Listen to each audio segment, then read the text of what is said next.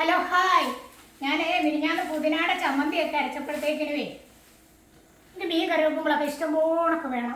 അതുകൊണ്ട് അന്നേരം കരിയേപ്പല ഇല്ലായിരുന്നു. നോക്കി ഒരു കേടുണ്ടോ നോക്കി ഇപ്പോഴത്തെ കരിയേപ്പല, ഒരു പുഴുക്കുത്താട്ട ഒന്നുമില്ല.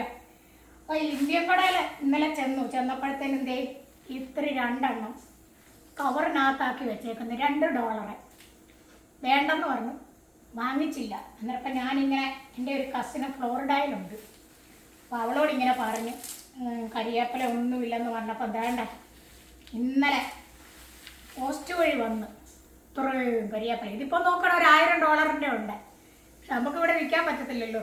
അതുകൊണ്ട് ഇതിപ്പോൾ ഞാൻ പല ഇങ്ങനത്തെ സിപ്ലോ കവറിനകത്താക്കി ഒരിക്കലും ഫ്രിഡ്ജിനകത്ത് കയറ്റി വെക്കാൻ പോവുകയാണ്. പിന്നെ കുറച്ചൊക്കെ ഇവിടെ 2-3 കൂട്ടരുണ്ട്, അവർക്കൊക്കെ ഇച്ചിരി കൊടുക്കും. ഇവിടെ മിക്ക വീടുകളിലൊക്കെ ഉണ്ട്. ഈ തണുപ്പ് വന്ന് പോയി കഴിയുമ്പോഴത്തേക്കിനും പിന്നെ അതൊരു പിടിയും നമുക്ക് പൊട്ടിക്കിളക്കും, പിന്നെ അങ്ങ് ശരിയാവും. വലിയ മരമൊന്നും പോകത്തൊന്നുമില്ല.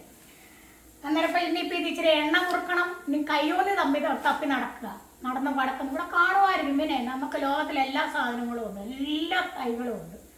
കയ്യോന്ന് കിട്ടിയിട്ട് വേണം. ഇച്ചിരി സമ്മന്തിപ്പൊടി ഉണ്ടാക്കണം, ഏറെ ഉണ്ടല്ലോ. സമ്മന്തിപ്പൊടി ഉണ്ടാക്കണം, പിന്നെ എണ്ണ കാച്ചണം. തലമുടി മുഴുവൻ പോയി. അവിടെ പൊട്ടി വെക്കുമ്പം വലിക്കുമ്പോൾ പൊട്ടിക്കാത്ത പകുതിയുണ്ട്, പിന്നെ ഉള്ളിയെ കഴിക്കുമ്പോൾ മുഴുവൻ ഒഴിഞ്ഞു, എല്ലാം ഒരു പരിവരും. എണ്ണ കാച്ചണം, അതിനൊക്കെ വേണ്ടിയിട്ടുള്ളതാണ്. അപ്പം കരിയേപ്പല വേണമെന്നല്ല, ആരെങ്കിലും ഉണ്ടെങ്കിൽ വന്നേക്ക് ഞാൻ തരാം കേട്ടോ. നല്ല കരിയേപ്പല, നല്ല മണമൊക്കെ ഉണ്ട്. അപ്പോൾ എല്ലാവർക്കും നല്ലൊരു ദിവസം ആശംസിക്കുന്നു. ബായ്.